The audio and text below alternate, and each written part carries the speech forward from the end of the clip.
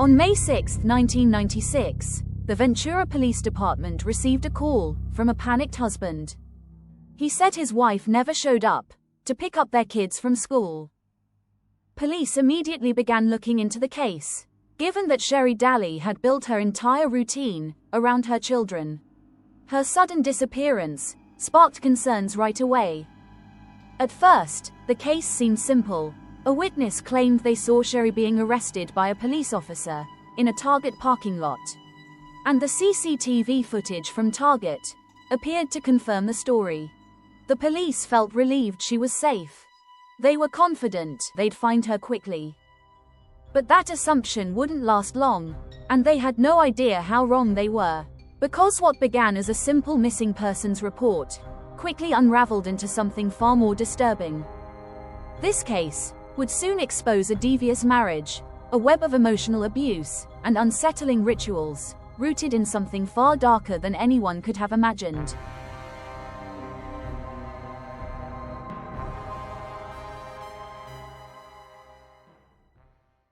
Ventura, California, is a quiet coastal town, nestled beside the ocean, where middle-class families lived in a close-knit community. Neighbors didn't just know each other. Most had grown up there, gone to the same schools, and now, they were raising their own families in that same familiar comfort. It was the kind of place where nothing truly terrible ever seemed to happen, until it did that Monday. Sherri Dally was part of that community. She lived with her husband, Mike, and she was a devoted mother of 2 boys. Sherri was well known and deeply respected by her friends and neighbors. At home, she ran a small after-school business. Every afternoon, when school let out the kids, she'd pick up her own children and a few of the neighbors' kids, then care for them until their parents came home from work. To those around her, Sherri was dependable, warm, and always there. Until one day, she wasn't anymore. One of the officers at the Ventura Police Department knew Sherri personally. They had gone to the same school. For him, the idea that Sherri had been arrested felt completely out of character. But at least, he thought, she was safe. And surely, she would be easy to find. Right after receiving Mike's call, one of the officers on the case remembered something his sister had told him that morning. She mentioned seeing a woman being arrested by a police officer in a Target parking lot. His sister didn't know the woman, but the description she gave matched Sherri almost exactly. And her story aligned with what Mike had told investigators. According to him, Sherri stopped by Target on Mondays for a bit of shopping, after she dropped the kids at school. He told the police that, after failing to reach his wife, he drove to Target to look for her. That's when he found her van, parked outside the store. But Sherri was nowhere in sight. Acting on the tip, officers began contacting nearby law enforcement agencies, hoping to confirm whether she had been taken into custody. But no of these agencies had her. And when the detectives reviewed the Target parking lot CCTV footage, concerns started to grow. The video showed Sherri being handcuffed by a woman, someone who looked like a detective. But something didn't feel right. Standard procedure during an arrest usually requires at least 2 officers, just in case the suspect becomes violent. And what deepened the mystery even more is that none of the agencies could identify the woman who appeared to arrest Sherri. Those new discoveries made one thing disturbingly clear. Sherri hadn't been arrested, she had been kidnapped, and somewhere out there, she was being held against her will. When a kidnapping is confirmed, investigators always start with the person closest to the victim. So naturally, the focus turned to Sherri's husband, Mike Dally. Detectives began with the usual questions. They asked if Sherri was under any mental stress, or if they had some problems in their marriage. Mike insisted that everything was fine. He said Sherri was strong, stable, and happy. But then, he shared a detail no one saw coming. He admitted he was having an affair. But he claimed it had nothing to do with Sherri's disappearance. Most spouses in his position try to hide affairs. But Mike laid it all out, willingly. So was this honesty a sign of genuine concern? Was he truly desperate to help detectives find his wife, no matter what it cost him? Or was it all part of something else? A deeper, more calculated game? When detectives asked for more information, Mike told them the woman's name was Diana, and gave them her phone number. But oddly, he claimed he didn't know her last name, or even where she lived. To the officers, Mike's story didn't quite add up. But surprisingly, the limited details he provided were enough for the investigators to quickly identify Diana Horn and locate where she lived. And without any hesitation, detectives made their way to her doorstep, ready to ask questions, and hoping that Diana could clarify the nature of her relationship with Mike. The detectives wanted to hear her side of the story, and determine if Diana could have been involved somehow in Sherri's kidnapping. And the moment officers reached Diana's home, they were stunned and couldn't believe their eyes. When Diana opened the door, she looked groggy, like she'd just rolled out of bed. And to the officers' surprise, it seemed like Mike Dally had found Diana's address, because he was there, standing right behind her, wearing nothing but a pair of boxers. The desperate and concerned husband of the missing woman.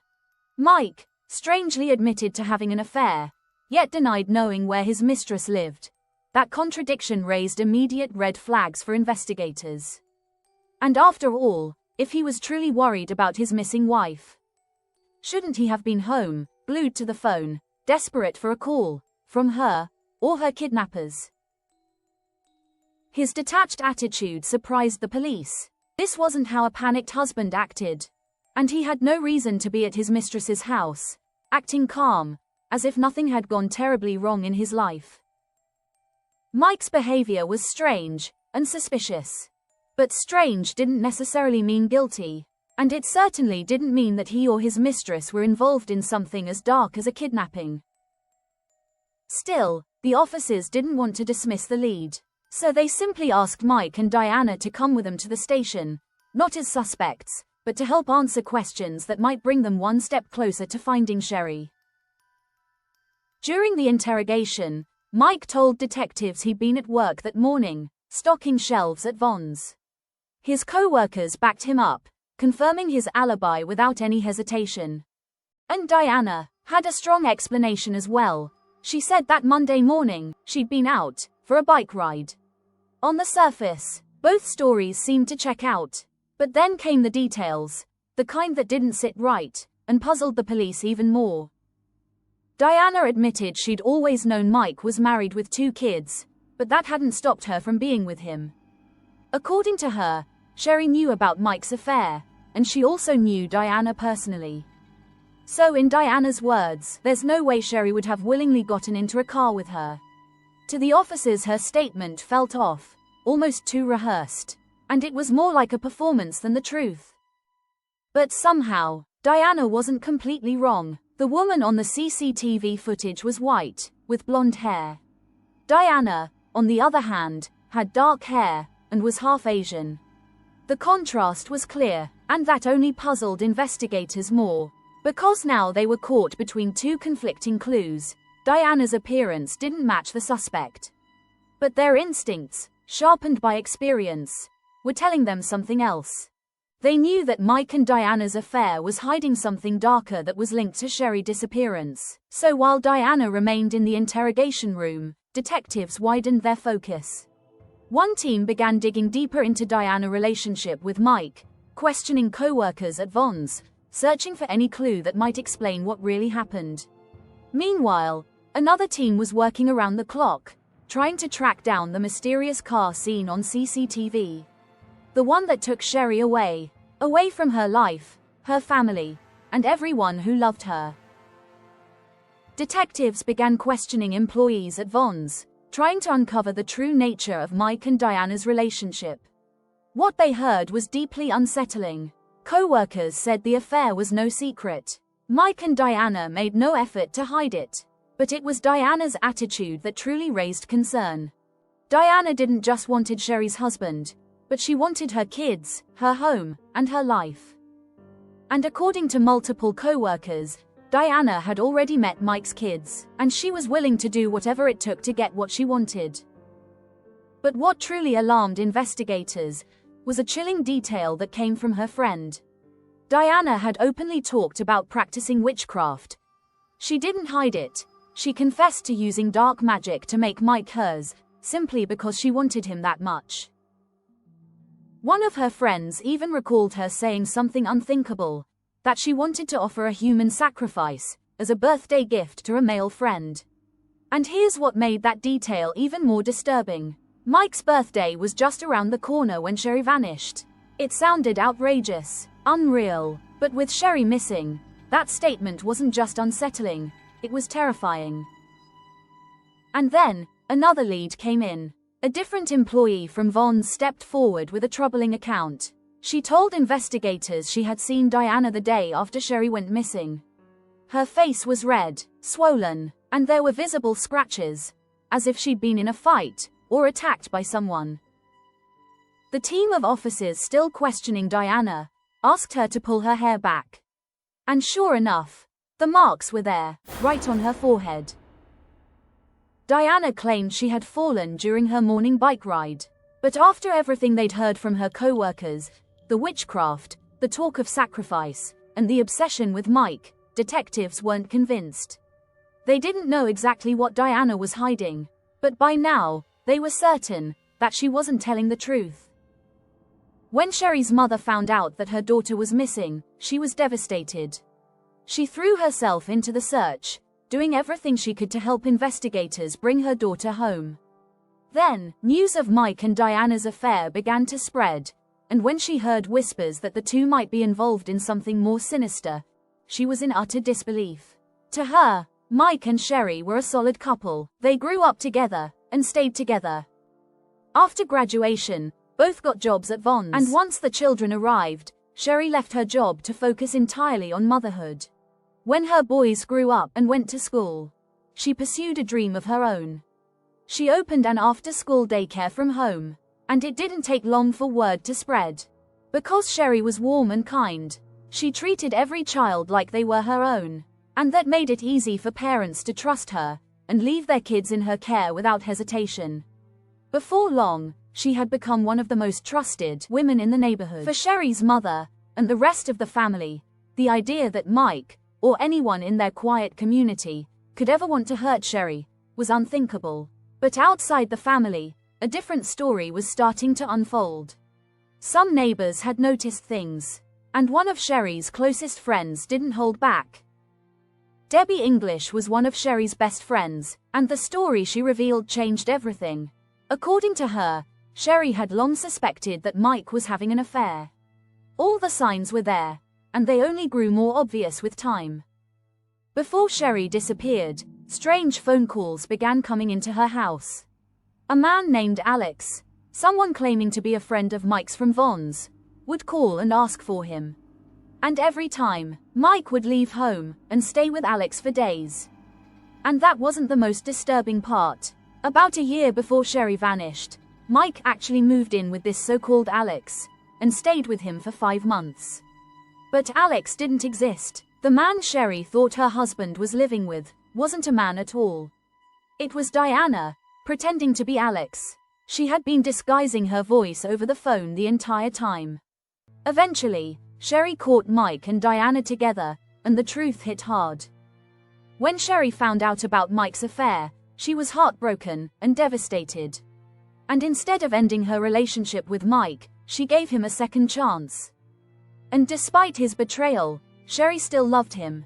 She thought it was up to her to fight for her marriage and fix things for her kids and her family. Mike coming back home wasn't the fresh start Sherri had hoped for. It was just more of the same torment she was already used to, and maybe this time it was even worse. The emotional abuse continued, and Mike kept tearing her down. Day by day, he made her feel worthless, he called her fat, and treated her like she wasn't enough. And somehow, Sherri believed him. She thought it was her fault, that if she just changed, and if she tried harder, maybe he'd love her again. So she tried hard to lose weight. She started wearing makeup every day. She went above and beyond to please him. Every morning, she got up at 2 a.m., just to warm the water for Mike's shower. But no matter how hard she tried, it was never enough for Mike. And he didn't care about her. In fact, Mike took things even further. He didn't stop seeing Diana Horn. Not only that, but he didn't even bother hiding it. He brought Diana into their lives in the most humiliating way imaginable. He had a pillow with Diana's face printed on it, and he kept it right on their marital bed. And it didn't stop there. He even took his kids to see Diana, and made them believe that somehow, she was nicer than their own mother.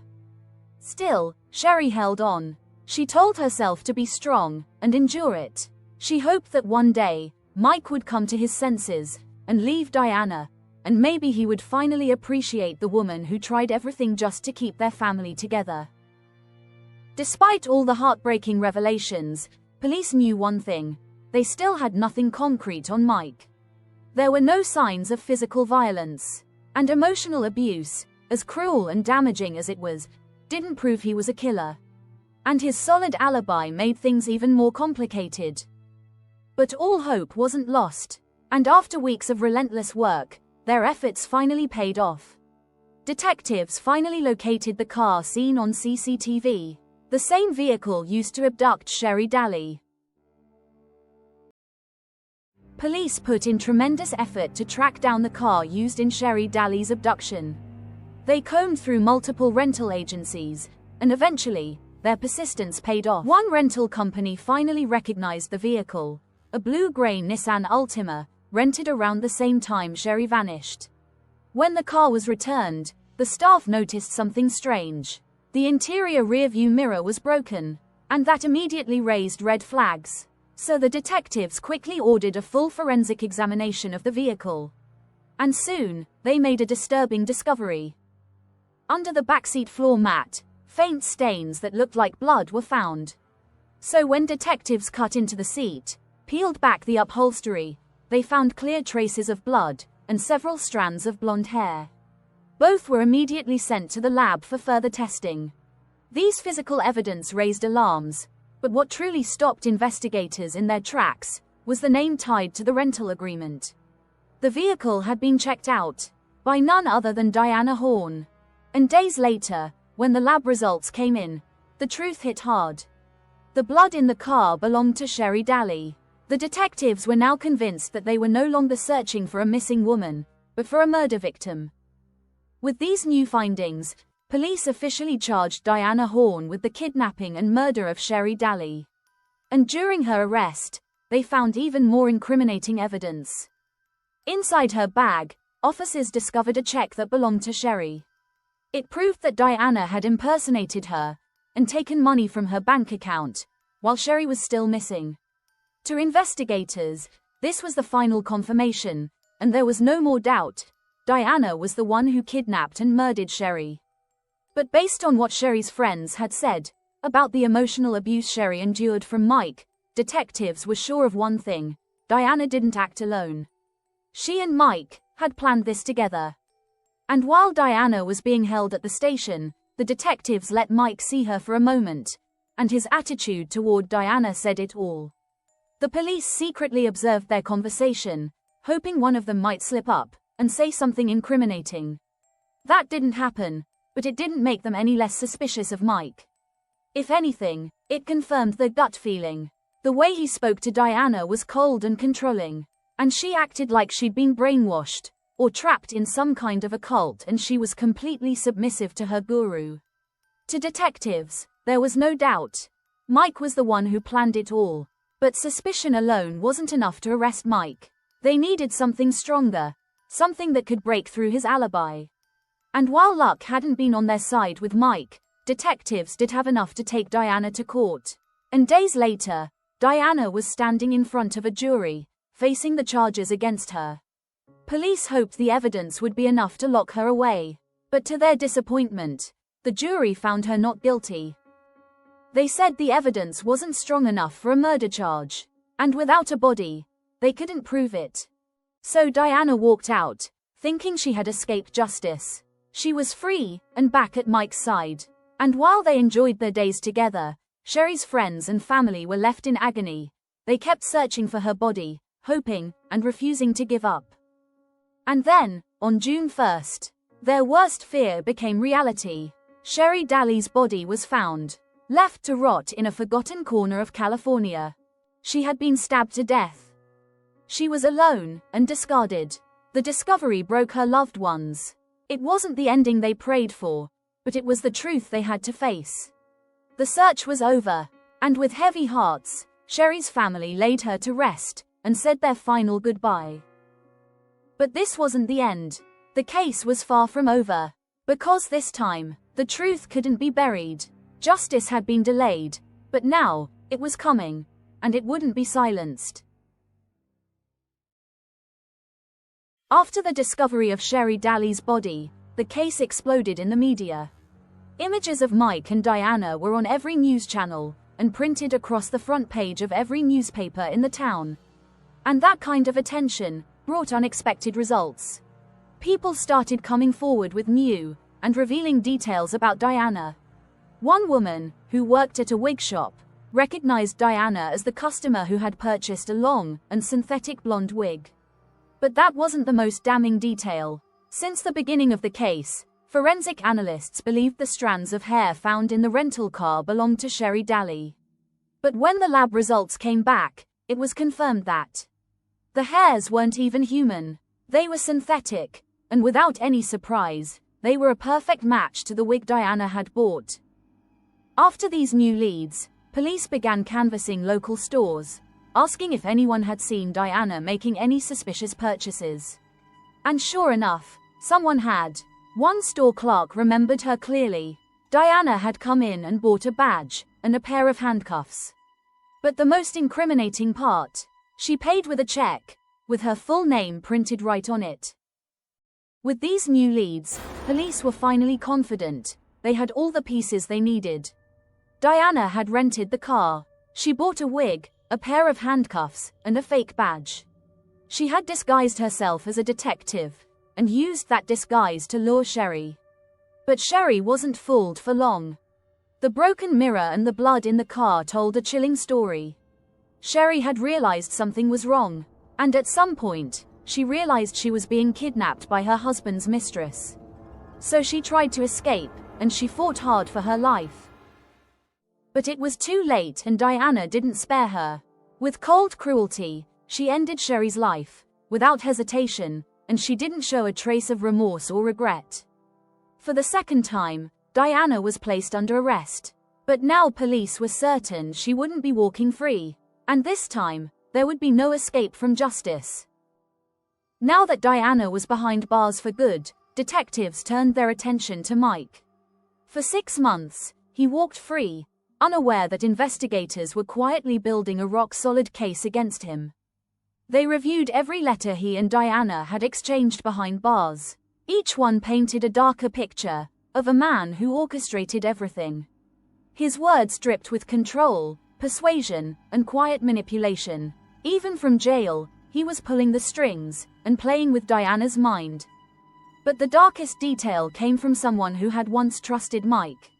A former co-worker at Vons shared a chilling memory. A few years earlier, she had an affair with Mike, and while they were together, he had casually and almost coldly asked her to kill Sherri for him. What made it even more disturbing? The plan she described was eerily similar to the one Diana carried out. The woman said she was horrified and she ended the relationship that same day. But at the time, she didn't believe Mike would actually go through with it, or that he'd find someone foolish enough to do it for him.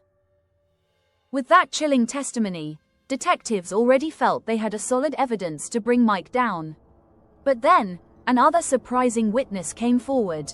A sex worker, risking everything, came with a story more damning and deeply disturbing. She told police that while Sherri was still missing, Mike was on drugs and had taken her to a remote area to have sex, the very same spot where Sherri's body would later be discovered. And piece by piece, the truth came together. The confessions, the emotional abuse Sherri's friends had witnessed, and the letters exchanged between Mike and Diana. All of it painted a chilling portrait of a man who controlled, manipulated, and ultimately, murdered his wife in cold blood. And days after hearing the co-worker's confession, the woman who revealed Mike had asked her to kill Sherri. Diana's illusion of their special love shattered. She finally woke up to the dark reality. She had been used by a toxic manipulator. She wasn't special to him at all. Desperate, she tried to appeal her conviction, pleading that she had been controlled and manipulated. But the court wasn't convinced. She was found guilty once again. And now, the lover and the manipulator, the one who planned, and the one who acted, both are serving life sentences. And to this day they remain behind bars, paying the price for the innocent life they destroyed together. Justice finally caught up with Mike and Diana, but Sherri's life was stolen far too soon. Today, her memory lives on, in the voices of those who loved her, and in the quiet strength of the people who still say her name. Her children now live with Mike's parents, trying to heal from a story they were far too young to understand, but one they will carry with them for the rest of their lives. This story wasn't just about a love triangle. It was about emotional abuse, manipulation, and a cold-blooded murder.